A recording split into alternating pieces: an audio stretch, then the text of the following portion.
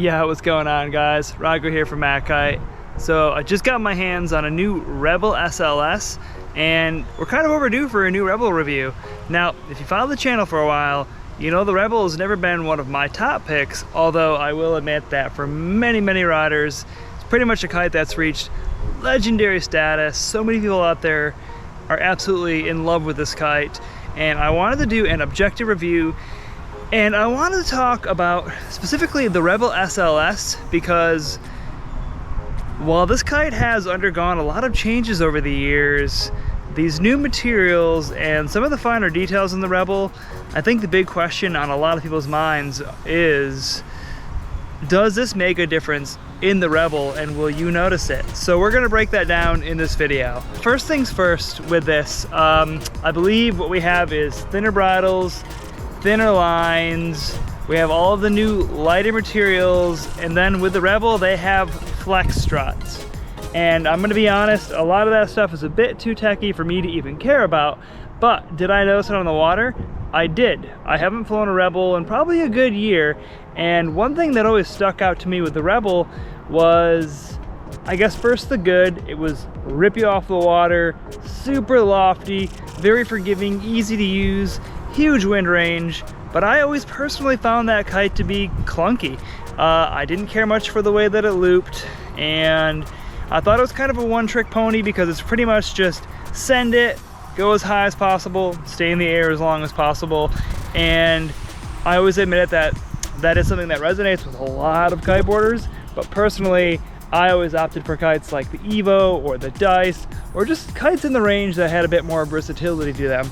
Now, with the new SLS materials, it is actually significantly noticeable on the water. The kite felt faster, it felt more reactive, it was less clunky, and it did feel like a different animal, but take that with a grain of salt because it does still feel like a Rebel. So what I mean is, when it comes to looping this kite, I was on the 9, and it does seem to be faster, so it does feel like it would be better at looping, but it does still have that Rebel feel where of course you can do it, but the thing is with Duotone's range, they have so many other kites that are designed specifically for looping and big air, or looping and freestyle, or looping and waves, that I feel in the range, this is my least favorite of the Duotone kites for kite looping. Now, with all that said, I do still stand by that there are other more versatile kites in the range. Personally, I would take an Evo over that kite, and I did just get my hands on the Evo SLS, and I have been testing that kite as well. But back to the Rebel. Now, when it comes to loft and hang time, it doesn't get that much better than a Rebel. This kite is still up there amongst one of the most reactive yet lofty feeling kites, and lately I've been testing a lot of very lofty kites, and the Rebel, it is a different animal from these other lofty kites. So I have been using a lot of high aspect kites that have an insane amount of loft, I would say equal loft to the Rebel actually, but what makes the Rebel stand apart is it's a more lively reactive feel, so it doesn't have that high aspect feel that a lot of those other kites have. It's a bit more, I don't know how to quite quantify this. I guess it's just a bit more performance minded, a bit more reactive. Kind of actually funny because I'm calling the Rebel a bit more of a classic design, but in some ways it has a more modern feel with just the way that the kite reacts in the sky. And you can see when I'm sending the kite and working it and building speed to get jump on some of these, near the end of the session here I was a bit underpowered, but even underpowered I was able to really work this 9 meter and send it and still get some pretty decent height and loft on these underpowered jumps on the 9. And that's what makes the Rebel really stand out, is it's specifically designed to help you get the most air possible and stay in the air as long as possible, and they've really gone all out with that. Now, moving on to some of the cons with the Rebel, I think there's 3 things that I would change about actually Duotone kites in general. Number 1 is the inflation valve. So you do need a special valve that is Duotone specific with a little airtight seal, or otherwise it'll leak when you're pumping it up. But the thing with that is, I think all kite brands at this point should just have a standard valve where you could take any pump, no nozzle, direct connect. And I imagine Duotone has their reasons for this. It's probably a superior inflation or something like that, I don't know. But my stance is, it might be a better inflation system in some ways, but if you lose that piece when you're on vacation, you're out of luck. And that's not even just for Duotone. There's a lot of brands that have special adapters. It's time that we did away with special adapters. Let's get a universal adapter. Now, next up in this review is the lines. And part of this comes down to aerodynamics, and it's really not that big of a con. It's actually one of their pros, because they have made thinner bridle lines that do impact the way the kite flies, and that's part of the secret sauce with this Rebel and why it does fly better now, is it does have more aerodynamic bridles.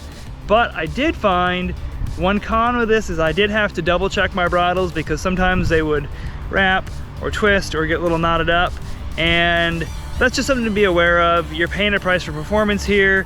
The bridles, they do tangle a bit more than the older bridles. And then lastly is the knots that Duotone is using.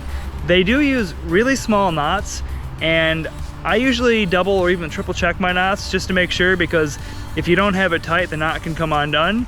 And that is something that I think as well should be universal on all kites. Most brands have large knots that are really easy, super secure.